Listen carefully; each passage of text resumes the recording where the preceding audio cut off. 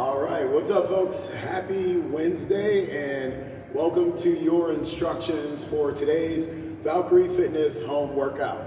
Of course, I'm Travis. I'm going to be leading you through the instructions.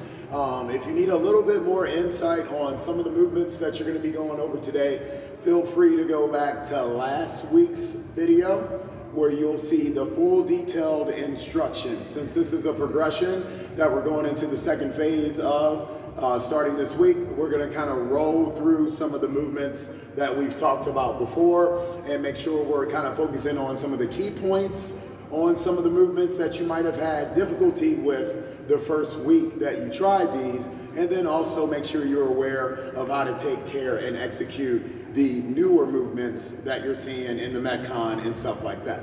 Once again, we appreciate you guys checking out these videos. We appreciate you guys posting your workout times. Make sure after you watch this video, get after that workout, post that Metcon time down there at the bottom, okay? So, kicking off today's workout, don't forget you can find these on the Facebook page for Valkyrie Fitness. You'll see the two photos and it'll show you what the workouts are. Okay, so you're gonna be starting off with those arm circles because once again, this is your third day, so you're gonna be getting a little bit of upper torso work in this workout today.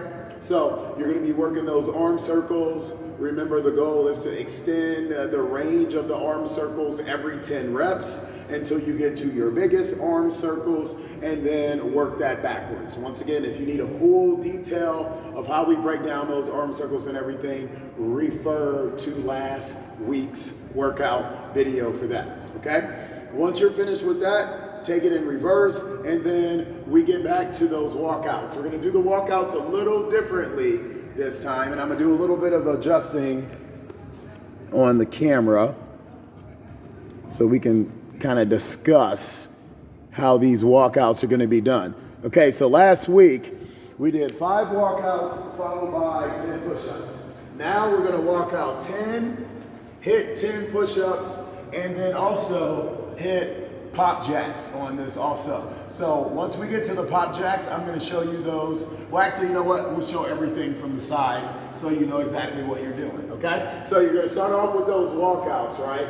You got a total of 10, making sure you're dropping the hips, raising up that butt, and walking those hands right back up to stand. And remember, we wanna stand completely. So we got 10.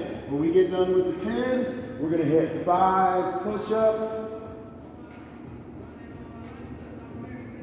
And then from there, we're gonna execute pop jacks where you're in that plank, feet shoot forward into a catching position, shoot back, feet shoot forward, nice and flat, kick back, feet shoot forward. You should be almost looking like Yadier Molina when you're doing that on the pop jacks. Okay, so once again, you guys will now be doing a total of 10 of those pop jacks or those walkouts, followed by 5 push-ups, and then of course those pop jacks to finish up at the end. Okay, you guys got a total 4 rounds of those, and make sure you rest 30 seconds in between each one of those rounds, okay? Next thing you got is 3 rounds. We're doing those rag pulls. This is the one where we grab the rag, find that thing, a beam or something you can use in your house. We're sitting in that partial squat position and we're doing that alternating retract of the delt, that long pull. You can also do those punches if you need to as an option. If you have resistance bands, wrap that around the pole. You can even add a little bit more. Executing those flies.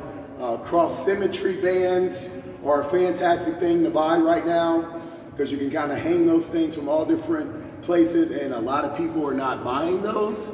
So that is something that you could be able to find on Rogue or Amazon or something like that, okay? So with those rag pulls, you got 3 rounds of that.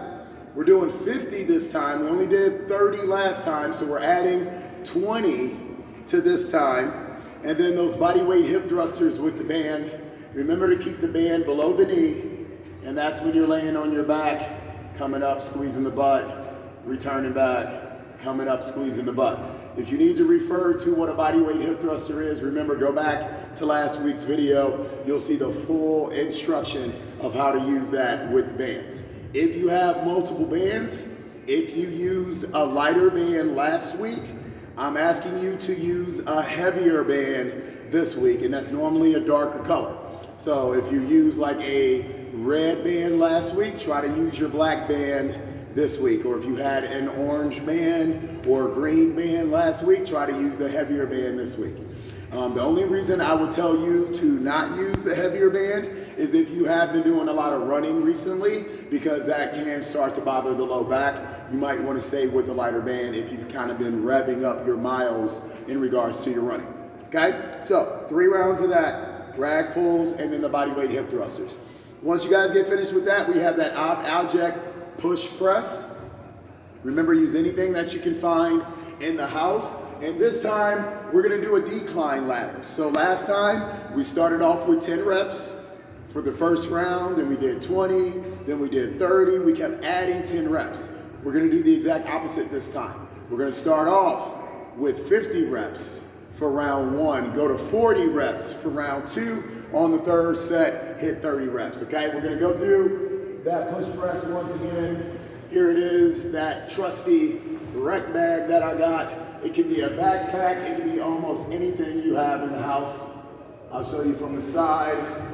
You're gonna grab that bag, we're gonna get that little dip, right? Little dip with the knees, squeeze the butt, and then drive it overhead. Reset, dip, drive overhead. We're gonna hit 50 of these.